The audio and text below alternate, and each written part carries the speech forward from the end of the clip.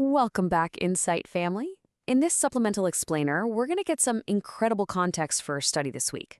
We're tracing a theme that is, it's woven through the entire Bible, God's promise of a home for his people. Now, this is about way more than just a piece of property. It's a golden thread that connects a garden at the beginning of time to a kingdom at the end of it, and it's absolutely essential for understanding the story of Joshua and Caleb. Seriously, have you ever stopped to think about that? From Genesis to Revelation, from the Garden of Eden to the New Jerusalem, the Bible is basically a story about us finding our way home. And this deep, deep connection between God's people and the place he promises, well, it tells us so much about who God is. He's not just interested in saving our souls in some abstract way. He actually wants to give us a real place to belong. So to really get this, we have to go back. Way, way back to the very beginning. Before we can really appreciate the promise, we've got to look at God's original design, his perfect blueprint for humanity's home, the Garden of Eden. Eden was so much more than just a pretty place. It was a space of perfect communion, where you could literally walk and talk with God. It was a place of purpose, with meaningful, fulfilling work to do. And it was a place of complete and total provision, where a loving Creator met every single need. In every possible way, it was the perfect home. And this just lays out the heartbreak of what was lost. Just look at the contrast. It goes from direct communion with God to total separation, from purposeful work to painful struggle. The fall wasn't just some spiritual mistake, it was a literal eviction.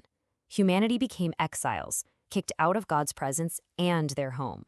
And that loss created this deep, aching desire for restoration that pretty much powers the rest of the Bible story. But here's the amazing part. The story doesn't end there in exile. No way. God's plan was not derailed.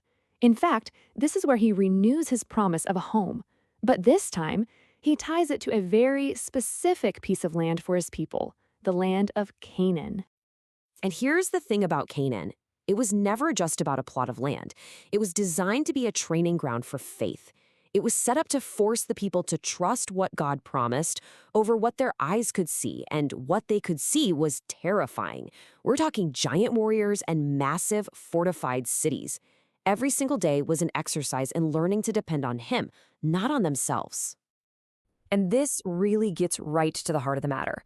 God owns it all. The whole earth is his.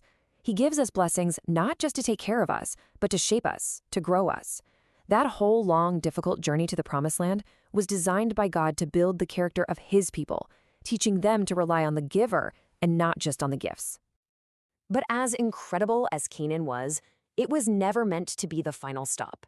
It was always a signpost, pointing forward to something far greater, something eternal.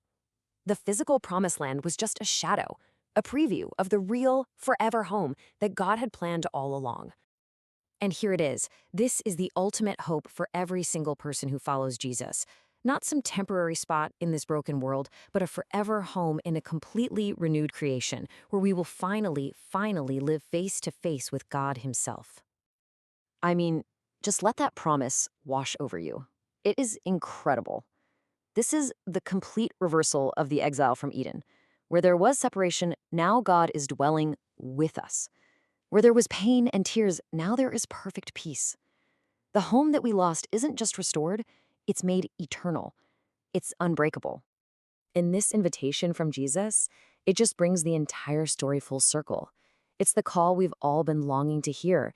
It's the call to finally come home. A journey that started with an exile from a garden, ends with an inheritance of a kingdom, a home prepared for us before time even began. Okay, so that brings us to the most important question of all, right? How does this massive, epic story that stretches from Eden all the way to eternity, how does that connect to you and me today? If our true home is in the future, what are we supposed to be doing right now? And this is where everything shifts. The battleground for us isn't a physical piece of land anymore. The territory we're called to conquer, it's our own hearts. The battle God calls us to today isn't about fighting enemies with swords and shields. It's about overcoming the selfishness and sin in our own lives. It's a battle for our character. Bible scholars show us that getting ready for our forever home isn't a spectator sport. We don't just sit back and wait. It's an active process. It begins with tackling our own selfishness and instead choosing to serve other people. It means making room for the Holy Spirit to work in us, to shape our hearts. And then it means joining God on his mission to save others.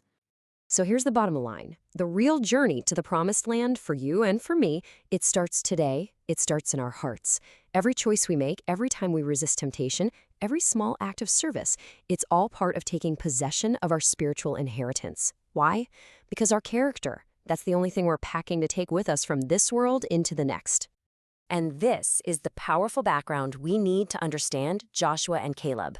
They were men who could conquer the promised land because they first let God conquer their hearts. To see how this all played out in their absolutely amazing story, you've got to join us for our main and bonus episodes this week. For a little daily encouragement, find us on Facebook at Bible Talk Insight. And hey, if this explainer was a blessing to you, please share it with a friend and make sure you subscribe. We'll see you in the next one.